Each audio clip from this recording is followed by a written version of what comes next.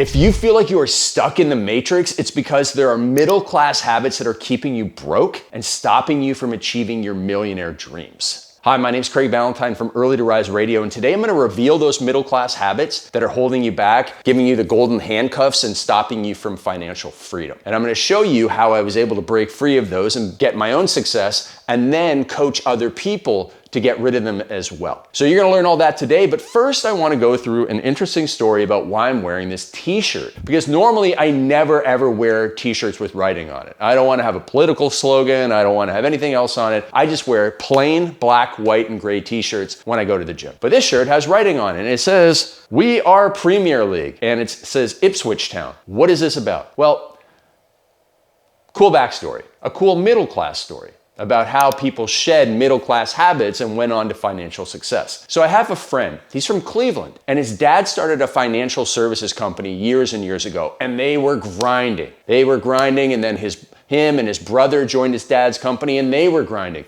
My friend has been to every American city with over 100,000 people in it and has done like one of those workshops or seminars to sell people into financial services. He's been everywhere, and they got success. So they built this business up, they have hundreds and hundreds of employees, but recently they made their best investment ever, and it was in a soccer team in England. So Ipswich Town was in the second division in England when they invested in it. And the way that soccer works in England is pretty cool. They have something called relegation and promotion. So imagine the NBA has just 20 teams. And so you take the top 20 teams in the NBA right now and you put the other teams in a lower league, and they have to fight to play up into the next league. So the winners of this other division get to join the regular NBA, and the worst teams in the NBA get sent down. Imagine that's the way it was. Well, that's how it is in soccer in England. So in most places. And so anyways, in England, my friend, his family invested in Ipswich Town, which used to be good, but was on the downhill.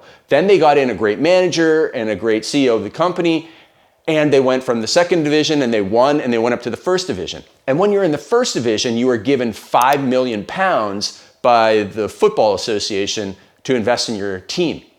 But when you get to the top level, you get £150 million per year when you're in the top level. Manchester United, Chelsea, all those teams. And so they got promoted to what's called the Premier League this year, which means they're going to have an increase in their revenues of 150 million British pounds. And so that's why my friend says it was the best investment his family has ever made. They went from getting $5 million in revenue, plus all the ticket sales and t-shirt sales, to getting 150. So a 30x in 1 year. So anyways, why do I tell you this story? Because it shows when you break the middle class golden handcuffs that you can accelerate in your wealth building. Now that's an extreme version, but let me walk you through my own story. I grew up on a farm in Stratford, Ontario, Canada. I was born in the 70s, so I grew up in the 80s and the 90s, the best years ever, I think. A little bit of the Wild West, but we didn't have any money. My father was an alcoholic for 30 years, so he drank himself to death, unfortunately. He got colon cancer, then he had liver cancer, and he passed away at 69, which is way too young. My mother worked as a secretary at a factory. I can't imagine she made more than $25,000 in a year. So we didn't have much money. I lived on hand-me-down clothes and hand-me-down hockey equipment. We had enough money, I don't know how my mom did this, but we had enough money 1 year to scrape it up and go to Disney World. But other than that, it was pretty rough. And I got my first job making $2.85 an hour at age 12. $2.85 an hour. That's Canadian. So it's like 30 cents American. But $2.85 Canadian working at a greenhouse. And that was after working free for 4 years. At the age of 8, I started working on the farm for 4 years before I got a paying job. So I'm making $2.85 an hour, and they had a nickname for me at the greenhouse where I worked. I was called Meat because I did all the grunt jobs. So I was under the benches and I had all this stuff in my face, all this dirt and paint all over me. I remember having sunstroke when I was 13 years old because I was painting outside all day in the summertime. And I just didn't really have anything going for me. I had a middle class upbringing. All of my mom's brothers were truck drivers. And so really, I should have ended up working in a factory. But I decided to get rid of those golden handcuffs and shed those middle-class habits that hold most people back. Today, I've built multiple seven-figure businesses. I have invested in eight-figure and nine-figure companies. I coach clients who have grown eight-figure and nine-figure companies. We've worked with thousands of entrepreneurs, and we've seen some people break free, and some people just get stuck because of their money mindsets and the habits that they had that hold them down. I like to say that you can't build a seven-figure income if you have five-figure habits. You can't build a seven-figure income if you have five-figure habits that hold you down. If your car is completely messy, if you drink and watch TV at night, if you don't read books and you don't study and invest in yourself, you're never going to get ahead. And those are the five-figure habits that hold people down. So I'm going to take you through 7 of them and show you how to break free and talk about the success that you can have when you don't have the golden handcuffs on him anymore, which is a game changer in life. So the first middle-class habit that's holding you back is that you make decisions too slow. It takes you forever to do everything from deciding on investing in yourself, on what course or what program or service you're going to sell. It takes you forever to launch your things. It even takes you forever to figure out where you're going to go for dinner with your family when it's restaurant night. If you're not making decisions fast, you're wasting time, energy, and money. For example, we had a prospect coming into our business, into our coaching business. He's a lawyer. And so his billable hour was probably around $250 per hour. And he was interviewing 6 coaching companies. He spent 4 hours on the phone with our team. So let's just say he spent 2 hours on average with each of the 6 companies because we were one of the finalists. And he probably spent a total of 10 or 12 or 15 hours on the phone with coaching companies at $250 of his billable hour time, which means he's almost up to $5,000, at least $2,500, maybe $5,000 of time that he spent to make a decision on coaching. And he was haggling over a few $1,000s between us and another company at the end, even though he knew we were the right company for him. So he's taking forever to make this decision. It's burning money. Not only is it burning money of his usable time right now, but also because he hasn't hired a coach in the 4 weeks that he's interviewed all these companies, he's lost the money that he could have made. And so this slow decision making of not moving fast, of not getting your products and services out there, of taking forever to launch, failure to launch, as they say, what is that costing you? It's costing you so much because Elon Musk is the opposite of this. Elon Musk understands that the way they get ahead faster is by going through the test cycle faster, the speed of iteration.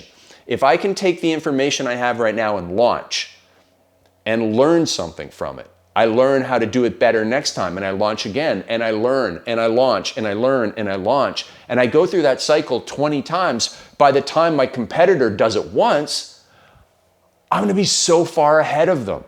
It is that speed of implementation and iteration, that launch, learn, launch, learn, launch, learn cycle, which the middle class never understands because they're still twiddling their thumbs over where to go and eat tonight or what to do. So don't be a slow decision maker.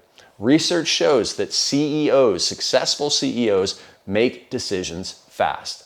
There's a great quote from James Clear. If a decision is reversible, the biggest mistake is moving too slow. If a decision is reversible, so if you can buy something and refund it, that's a reversible decision. So if you can buy a course and learn something and you can refund it, it's a reversible decision. So why would you twiddle your thumbs and go, I don't know if I should buy it? You can refund it. It's reversible. Move fast. Move fast. So that's probably one of the biggest things holding you back right now. Second middle class habit that's holding you back is very similar, but it's procrastination. And procrastination is different than not making a decision. So procrastination is where you've made the decision and you've bought the course, but you haven't studied it. I have sold tens of thousands of copies of my Millionaire Morning Routine. I sold hundreds of thousands of copies of my Turbulence Training fitness program before I started the Early to Rise business. And if I had $1 for every time I heard from a customer, I haven't started it yet. After we reached out to them 2 weeks later, I'd have probably $100,000. So many people don't even open the program. They buy, they make the decision, which is the right decision, and then they don't do anything with it. You have all the information you need. You're lacking action. Millionaires, billionaires, successful people take massive action. The middle class takes massive procrastination. So no more waiting, hesitating, or procrastinating on your big goals and dreams. That is a killer, and it holds you back. Because most people procrastinate because they're scared of what's going to happen. But when you're scared of what's going to happen, you're just making things up. And you're much better to get into that cycle, that iteration cycle. Take action, get feedback, adjust course, take more action, get more feedback, adjust course. As you can see, that's how you get ahead. That's how you break free of the golden handcuffs. You don't break free of golden handcuffs by sitting there and going, you know, I should probably try and break free. No, you break free by doing all the stuff, and eventually they snap. And you get away from the golden handcuffs, which tie you down, and you move on to financial freedom. Third middle class habit that is holding you back is snoozing. If you're snoozing, you're losing. Listen, when you snooze, I'll give you the boring reason not to snooze first. When you snooze for 10 minutes, you are in a sleep cycle, the alarm goes off, you go back into a sleep cycle, you don't get into deep sleep, you get into crappier sleep. So you wake up even more tired 10 minutes later. If you hit snooze again, you're gonna wake up even more tired 20 minutes later, and the cycle continues. So now you're grumpier than you were after the first alarm. You're 20 minutes behind. You drink too much coffee, you eat too much sugar, you're rushing in traffic, you're late, you're grumpy, you're cranky, you get in, you snap at somebody, and if you have a job, you lose it. If you're a business owner, you lose the respect, right? Now, here's the more exciting reason not to hit snooze. When you snooze, you tell your hopes and dreams that they can wait. You go, okay, alarm went off, I'm gonna hit snooze, hopes and dreams, money, success, you guys are gonna wait because I just need more sleep. That's not the way to win. That's not the way to win. That's a guaranteed way to be losing if you're snoozing. So what you need to do is reverse engineer how not to hit snooze. If you want to hit snooze, you have to get to bed on time. If you want to get to bed on time, you have to use my reverse alarm, which is an hour before bed. Alarm goes off, you shut down all your electronics. That allows you to get to bed on time because you read, maybe take a bath, all those things that calm you down. You get to sleep on time, you sleep well, and then you wake up on time, and then you get up and you dominate your morning routine. And your morning routine sets you free. So if you snooze, you put those golden handcuffs back on stronger. If you get up on time using the systems that I teach in the Perfect Week formula, you get up and you get your freedom. Fourth middle class habit that holds people back is alcohol, drinking, boozing. All right, we said snoozing, now it's boozing. If you are drinking, you are not sleeping well. You're not sleeping well, you're getting up in the morning, you're groggy, you're hungover, you're late. Like, how do you think you're gonna get ahead spending a ridiculous amount of money on alcohol, getting excess calories, so you're getting overweight, so your energy goes down? Man, it's a lost cause. And I know this because I was once a binge drinker, and I watched my father drink his life away. When I got home from school every day at 3 o'clock, my number one question on my mind when I got home was, which dad is gonna greet me there? Is it gonna be like crazy drunk dad who wants to go and do like, we had snowmobiles in Canada, so we'd go in snowmobiles and he'd be driving and we'd be like flying off, and I don't know how I didn't die. So it'd be that dad, or it was gonna be angry dad who's gonna yell at me for making too much noise or for not doing my chores. It was a brutal way to go through my teenage years. And I mean, it destroyed his life. It left a scar on me. And so even if you're not an alcoholic, and actually here's the thing, is most people are alcoholics and they don't even realize it, because it takes only 15 drinks per week for a man to be an alcoholic. And I know so many of my coaching clients who are successful, made a bunch of money, and then became alcoholics because they started drinking 2 or 3 drinks per night. Because they had all this money and it's like, oh, I get to go out for dinner all the time. And now they become alcoholics. And they're gonna lose their health, and what good is any wealth? So boozing is an absolute middle class habit that's either gonna stop you from making the money because you're so tired and out of it and groggy and useless. Or when you make the money, it's going to pull you back down because you're going to lose your health. You're going to have to spend all this time and money on getting your health back. And trust me, man, it's not worth it. So do not let the booze get in the way of your dreams. Fifth middle class habit is binging. So my mom, I love her, absolutely, but she watched so much television when I was growing up that I thought it was normal that you would watch 4 hours of television a night. And it wasn't until I hit about 22 when I felt so icky watching television. I'd watch like The Office or something and go, why do I care about these made up lives? This is ridiculous. So I shed TV, but most people have not shed TV. And so they binge Netflix and they binge eat while they binge Netflix. So you're eating, you're getting overweight, you're lowering your energy, you're watching television, time is flying, you're late for bed, or you're one of those people who goes home from work and says, I'm gonna work on my side hustle tonight, the night owl, I'm the cool night owl, and the binging gets in the way. Binge drinking, binge eating, binge watching. And binging is a middle class habit. This is what, if you really believe in conspiracies, this is what the people behind the Matrix want you to do. They want you to go home and see what's new on Netflix. They want you to watch the next episode. I just read a post about some guy who was part of the engineering team who figured out how to make people addicted to Netflix by putting up the next episode is loading. And they figured out the exact amount of time. At first they had 5 seconds, but that was too fast for people. And then they extended it to 10 seconds and that was perfect. Like 15 seconds too long, 5 seconds too short. 10 seconds led to the ideal binging. Like that's what we're sending smart people to do, is to figure out how to get other people binging so that they get the golden handcuffs on. What a waste of a world, man. So we got to cut the binging. When you're in a binge doom loop, you have to have a circuit breaker. So if you're a binge drinker, a binge eater, or a binge watcher, you need a circuit breaker. When you find yourself in that, you need to have something that boots you out of it. And what a great circuit breaker for any bad habit is better planning and preparation. Better planning and preparation and accountability to somebody you deeply do not want to disappoint. So that you plan and prepare to avoid those binge situations. So you keep busy so that you don't have 4 hours to watch Netflix at night. You plan and prepare your nutrition better so there isn't junk food in the house for you to binge eat. And you get all the alcohol out of your house so you can't binge drink. That's planning and preparation.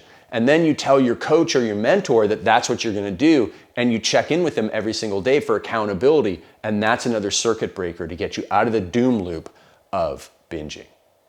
The sixth middle class habit, man, this one's disgusting. It's complaining. Complaining and gossiping. And so I used to have this one friend that I met at business events. We were in a mastermind together, and this is like 15 years ago when I first got into getting some business coaching. And we would go to these events and we'd watch the event and then we'd be like, okay, let's go out for dinner at the end of the first day or second day.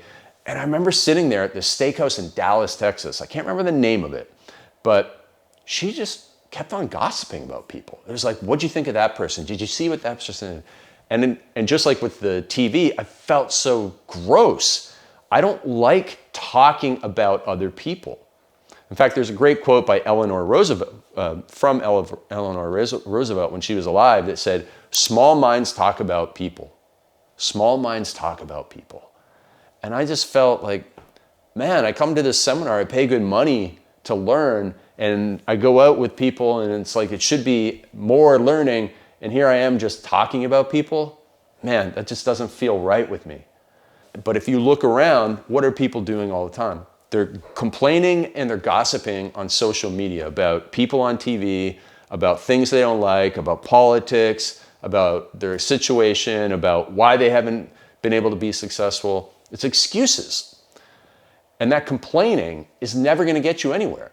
Like, when has complaining ever made you more money? Maybe complaining gets you your money back if you complained about something you bought and you got a refund, but then you're still even Steven and you've lost your time and energy. It never makes you more money. So it's a dead-end habit, as all of these are. They're just dead-end habits. It's like, boom, dead end, golden handcuffs. You want to get locked in on golden handcuffs? Start a habit of complaining and gossiping. So I know that you probably don't complain and gossip, but here's the thing. You hang around people that do. And so they're robbing you of your time and energy and potential money because they're complaining and gossiping, and you have to sit through and listen. And it gives you that icky feeling, and it makes you angry. And maybe you do start to complain and gossip when you're around other people. And it never does anything good for you. It's all right to vent something out in a journal or to go to the gym and get out some frustrations. But complaining and gossiping won't get you anywhere. Finally, the 7th middle class habit that is holding you back is thinking too small. So my mom, again, God bless her, absolutely amazing. I love her, love her, love her, love her. She wanted me to be an accountant. I went to university, which is college, whatever, what we say here in Canada is we go to university. And I went to university and I got a degree in kinesiology, which is the study of human movement.